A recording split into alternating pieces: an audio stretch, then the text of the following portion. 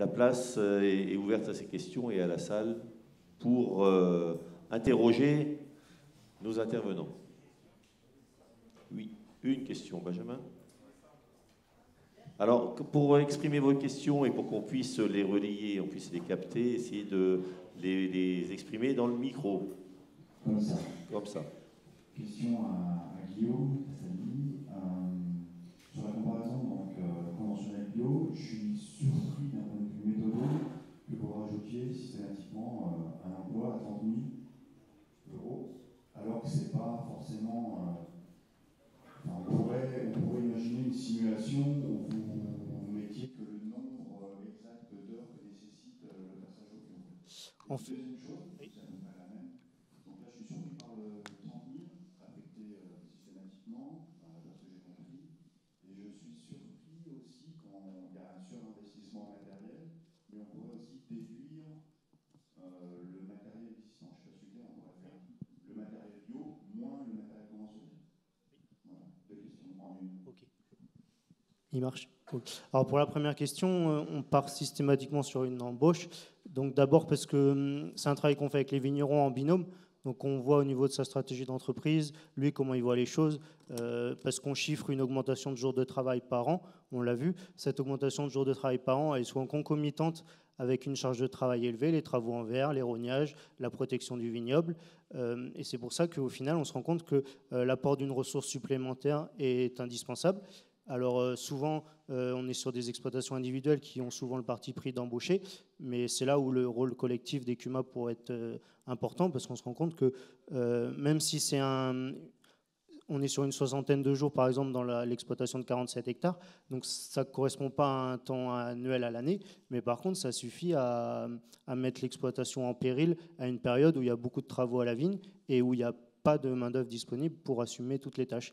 Donc en fait, c'est pas le volume d'heures supplémentaires forcément qui amène l'embauche, mais c'est la concomitance entre le volume de travail supplémentaire qui remplit pas un temps complet, mais les autres travaux à la vigne. Voilà. On est bien d'accord que vous auriez pu ajouter dans les simulations que 60 ou 80 jours, mais que mais ouais. Après, c'est par rapport à la réalisation concrète des choses. Enfin, évidemment, on peut faire ça et partir sur une embauche à temps partiel, par exemple. C'est-à-dire une embauche mutualisée entre deux domaines. C'est quelque chose qui est envisageable aussi. Là, on a pris le parti pris avec les vignerons d'une embauche. Ça permet aussi de qui peut le plus, peut le moins, à la limite. Quoi. Voilà, c'est aussi cette question-là. Après, la deuxième question, c'était par rapport aux investissements. Ouais. Donc là, c'est un peu le même esprit, qui peut le plus, peut le moins, quoi. Et bon, après, le coût d'une rampe à désherber d'occasion, c'est pas non plus. Mais c'est quelque chose d'important aussi dans cette démarche de simulation, c'est qu'on est vraiment sur les grandes masses au niveau de l'exploitation et qu'on s'attache pas forcément dans le détail à chiffrer vraiment le différentiel de travaux en verre, par exemple, ou tout ça, mais on est sur les grandes masses qui vont vraiment impacter le résultat de l'exploitation. Voilà.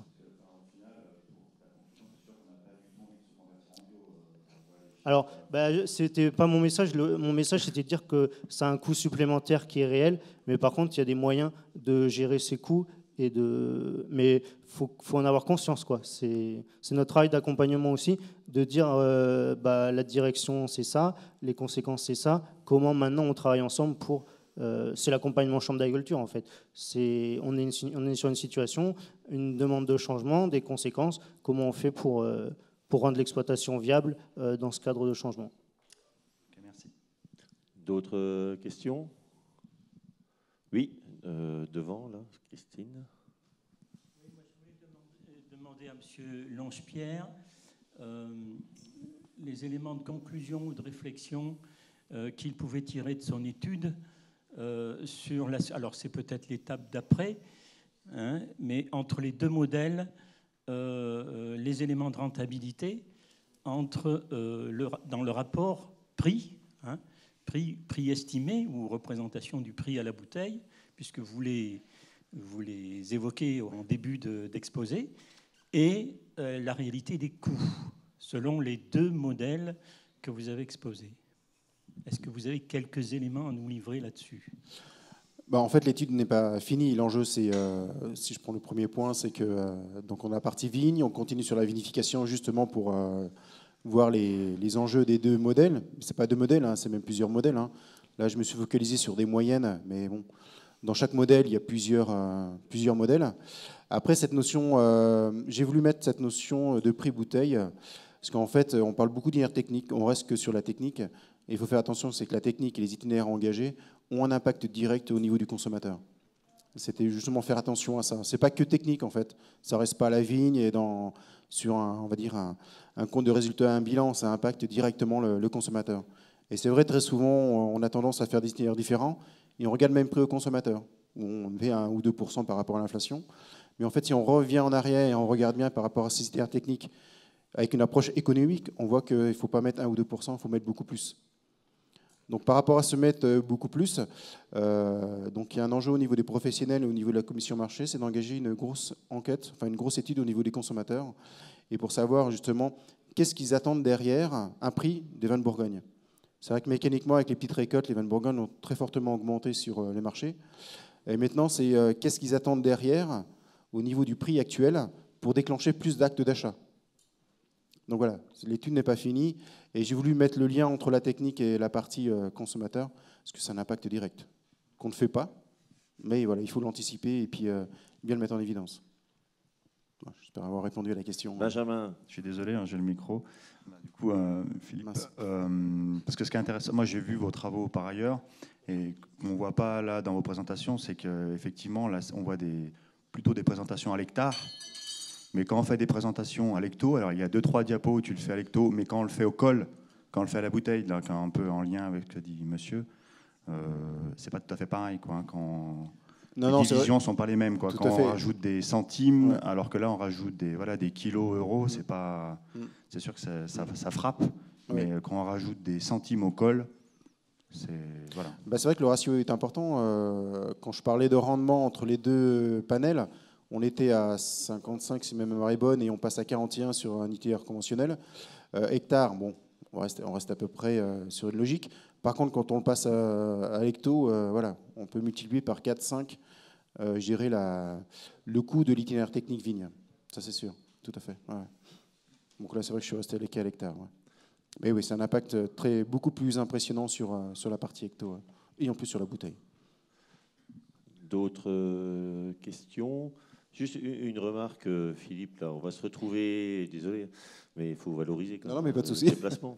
Non, mais on va se retrouver avec une équation un peu difficile à résoudre à un moment, parce qu'on a une pression sociétale qui entraîne vers des itinéraires techniques, et vous le démontrez, vous l'avez démontré tous les trois, de plus en plus lourds, de plus en plus coûteux.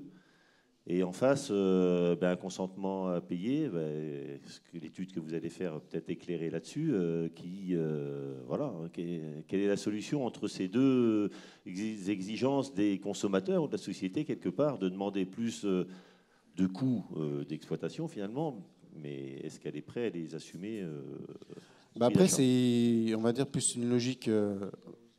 collectif, c'est à un moment donné, il faut arrêter de se mettre aussi des plafonds de verre en disant mon acheteur ne va pas payer 2 euros ou 3 euros plus cher. Et puis quand on analyse un peu notre spectre d'analyse, il ne faut pas oublier que la Nouvelle-Zélande, l'Australie, Chili, ils vendent des vins bien plus chers que nous. Et ils mettent des évolutions bien plus importantes que nous. Mais la chose, c'est qu'ils savent très facilement communiquer sur ce qu'ils mettent en place au niveau de la vigne, au niveau de l'environnement. Quand on regarde les actions de communication au niveau de la Nouvelle-Zélande, il martèle au niveau tout ce qui est responsabilité derrière. Il communique vraiment sur des notions vertes et le consommateur réagit très très vite. Hein. Voilà. À un moment donné, je pense qu'il faut arrêter de se mettre des plafonds de verre. Et on y va tous ensemble parce que c'est une logique collective et non pas individuelle. Et puis, on est sûr et on est fier de son prix vendu sur le marché. Voilà. Je vais t'aider un peu, c'est la montée en gamme. La montée en gamme, oui, mais la montée en gamme, pas mécanique comme on a pu en vécu. C'est une montée en gamme où on prépare le marché.